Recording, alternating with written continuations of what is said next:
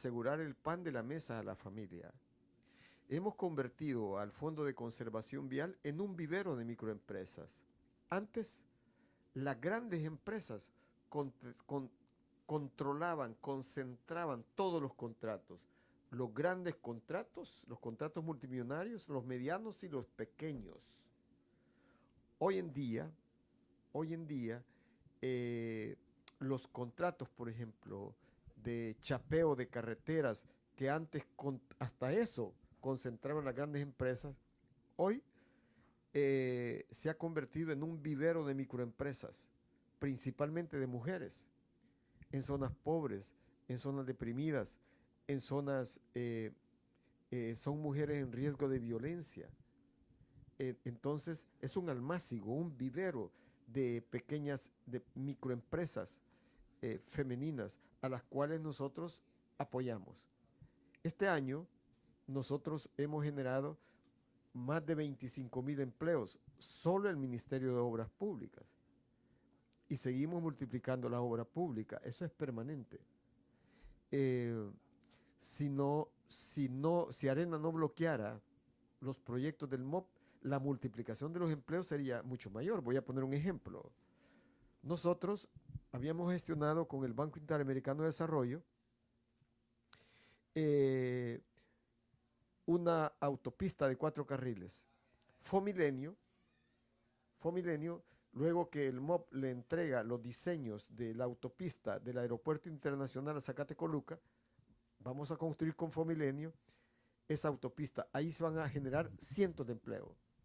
Pero necesitamos llevar esa autopista de 4 carriles hasta el oriente, porque el oriente en el pasado fue una zona abandonada. El oriente en el pasado fue una zona olvidada. No más territorios olvidados, no más territorios abandonados. Por eso es que nosotros gestionamos ante el Banco Interamericano de Desarrollo un financiamiento para llevar esa autopista donde la va a dejar Fomilenio, es decir, en Zacatecoluca, hasta Usulután, a empalmar con el bypass que yo entregué hace como 7 años y medio. Sin embargo, después de 2 años y medio, Arena guillotinó, bloqueó esa fuente de empleos, porque eso iba a generar cientos de empleo en muchachos y muchachas en zonas de pobreza. Muchachas y muchachas, gente pobre y en riesgo de violencia. Pero lo más grave es que no bloquearon solo eso, sino que de la carretera de la Unión hacia Santa Rosa de Lima, nosotros tenemos planificado una autopista logística para potenciar la unión y potenciar el puerto. Es decir, es una autopista que iría paralela a la ruta militar, a empalmar con la ruta militar en Santa Rosa de Lima. Y de ahí construir cerca de 26 kilómetros y un nodo logístico en el Amatillo con el aporte de Fomilenio. Todo un plan. El aporte de Fomilenio se mantiene, pero el, la cooperación del BID, eso fue bloqueado por Arena y con ello se bloquearon los empleos. Pero a pesar de todo eso, nosotros seguimos multiplicando los panes y los peces. Les pongo un ejemplo. Vamos a construir en estos próximos meses muelles pesqueros turísticos en las islas del Golfo de Fonseca. Vamos a construir muelles pesqueros turísticos en la isla Zacatillos, en Mianguera, en Punta Chiquirín. Vamos a construir una carretera muy linda desde La Unión hasta Playitas. Vamos a terminar de construir en Usulután 50 kilómetros. Hemos entregado ya 36 kilómetros desde el Zamorano hasta la bahía de Jiquilisco. Hoy vamos a hacer un bypass en la antigua zona del Puente de Oro, propiamente en San Marcos Lempa, un bypass que vaya hasta el Zamorano. Con eso culminaríamos 50 kilómetros. Recientemente entregamos la carretera San Hilario, es decir, de la litoral hasta los estanques camaroneros. Ahí nosotros hemos entregado, por ejemplo, están 382 hectáreas de estanque camaronero, el MOP, junto con agricultura. de esa zona de Usulután sale el 52% de todo el camarón que consume la población salvadoreña. Es decir, la obra pública también está contribuyendo a, a la seguridad alimentaria de la población. Señor ministro, también cuando usted llega al Ministerio de Obras Públicas, antes como que era una verdadera piñata de lo que pasaba ahí y muchos de esos casos se judicializaron o qué pasó, no llegaron a juicio o qué pasó con todos esos casos que habían antes en su cartera. Bueno, la verdad que cuando nosotros llegamos, el 82% de la obra pública estaba atrapada en una jungla de juicios, una jungla de litigios, gran parte de la obra paralizada, desfinanciada, con una gran cantidad de denuncias de corrupción y habían recibido sentencias, condenas por cerca de 45 millones de dólares. Los jueces condenaban a las anteriores autoridades por actos de corrupción, pero quien terminaba pagando esa millonada es la población, el pueblo. Por eso es que nosotros llegamos allí a iniciar un cambio que tiene que profundizarse. Nosotros estamos cumpliendo ya 8 años con 0 denuncias de corrupción, 8 años con 0 juicios. No ha estallado un juicio contra el MOP. 8 años con, con 0 condenas hacia el Ministerio de Obras Públicas. Es decir, si en el pasado usted tenía que pagar 45 millones por todos los actos de corrupción en el MOP de Arena, van 8 años, donde el MOP no ha recibido ninguna condena. Y eso no cuesta.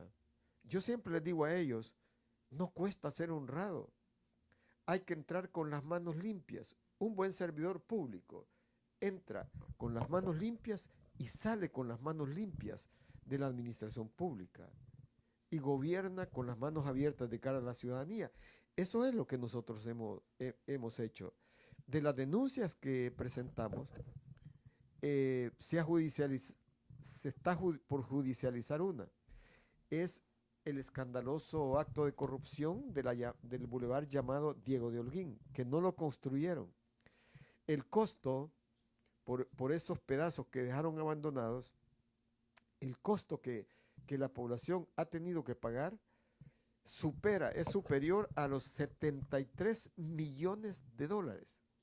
Hombre, mire, con esos 73 millones de dólares yo hago 3 bulevares de esos y todavía me queda vendaje.